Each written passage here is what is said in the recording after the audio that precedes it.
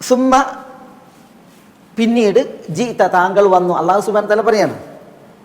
ഇതൊക്കെ അള്ളാഹു മൂസ അലൈഹി സ്വലാത്തു വസ്സലാമയോട് പറഞ്ഞിട്ടല്ലോ. ഫലബിസ്ത സിനീന ഫി അഹ്ലി മദിയൻ, താങ്കൾ മദിയൻ നിവാസികളിൽ വർഷങ്ങൾ താമസിച്ചു. സുമ്മ ജീത്ത പിന്നീട് താങ്കൾ വന്നു.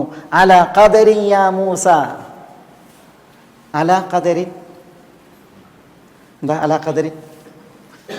ഖദർ പ്രകാരം, ഖദർ പ്രകാരം വന്നു. യാ മൂസ, യാ മൂസ എന്ന് പറഞ്ഞാൽ യാ മൂസ അള്ളാഹു വിളിക്കുകയാണ്. യാ മൂസ, അള്ളാഹു മൂസ അലൈഹി സ്വലാത്തു വസ്സലാമയോടും അഭിസംബോധന ചെയ്യുന്നതിന് ഈ വിഷയങ്ങളൊക്കെ. സുമ്മ ജീത്ത താങ്കൾ വന്നു. അലാ ഖദരിൻ, അലാ ഖദരിൻ എന്താ ഈ അലാ ഖദരിൻ? നമുക്കറിയാം ഈ ലോകത്ത് നടക്കുന്നതൊക്കെ ഖദർ പ്രകാരമാണ് അല്ലേ. ഇവിടെ എന്ത് സംഭവിക്കുന്നുണ്ടെങ്കിലും ഖദറാണ്. അള്ളാഹു സുബ്ഹാനഹു വതആല പറഞ്ഞാൽ എന്താ? ഇന്ന കുല്ല ശൈഇൻ ഖലഖ്നാഹു ബിഖദർ, എല്ലാം അള്ളാഹു ഒരു ഖദർ പ്രകാരമാണ് സൃഷ്ടിച്ചിട്ടുള്ളത്. ഇവിടെ എന്ത് നടക്കുന്നുണ്ടോ അതൊക്കെ എന്താണ്? ഖദറാണ്, ഖദറാണ്. പക്ഷേ ഇവിടെ അള്ളാഹു സുബ്ഹാനഹു വതആല സുമ്മ ജീത അലാ ഖദരിൻ എന്ന് പറയുമ്പോൾ അതൊരു പ്രത്യേക ഖദറാണ്. ഖദർ ആമുണ്ട്, അതാണ് നമ്മൾ പറഞ്ഞത്. എല്ലാം നടക്കുന്നത് എന്താണ്? അള്ളാഹിൻ്റെ ഖദർ പ്രകാരമാണ്. പക്ഷേ ഇവിടെ ഒരു പ്രത്യേക ഖദർ, ഖാസായ ഖദർ, അത് വായിക്കാനാണ്. ഖാസായ ഖദർ വായിക്കാനാണ്.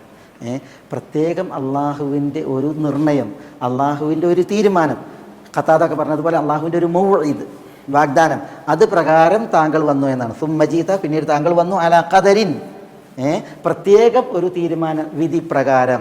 യാ മൂസ, ഇത് എവിടേക്ക് വന്നതിനെ കുറിച്ചാണ് പറയണത്? മദീനയിലേക്ക് വന്നതിനെ കുറിച്ചാണ് പറയണത്. ഇതെവിടെ വെച്ചാൽ ഈ സംസാരമൊക്കെ നടത്തുന്നത്? തൂരി സീനയിൽ അള്ളാഹു സുബ്ഹാനഹു വതആല മൂസ അലൈഹി സ്വലാത്തു വസ്സലാമയെ ക്ഷണിച്ചില്ലേ, വിളിച്ചില്ലേ? അപ്പോൾ കുടുംബത്തിനെ നിർത്തിയിട്ട് പറയാണ് ഇന്നി അനസ്തു നാറൻ ലഅല്ലി ആതീകും മിൻഹാ ബിഖബസിൻ അവ അജിദു അലൻ നാരി ഹുദാ എന്നൊക്കെ പറഞ്ഞില്ലേ. എന്നിട്ട് വന്ന് അവിടെയാണ് പറയുന്നത്. അപ്പോൾ സുമ്മ ജീത അലാ ഖദരിൻ യാ മൂസ, ഖദർ അത് അള്ളാഹുവിൻ്റേത് ഒരു പ്രത്യേക എന്താണ് തീരുമാനമാണ്. ഒരിക്കലും മൂസ അലൈഹി സ്വലാത്തു വസ്സലാമക്ക് പിന്താനോ മൂസ അലൈഹി സ്വലാത്തു വസ്സലാമക്ക് മുന്താനോ കഴിയാത്ത വിധം ഒരു നിർണിത ടൈം, ആ ടൈമിലേക്ക് ഒരു പ്രത്യേക വിധി പ്രകാരം അള്ളാഹു വന്നു എന്നുള്ളതാണ്.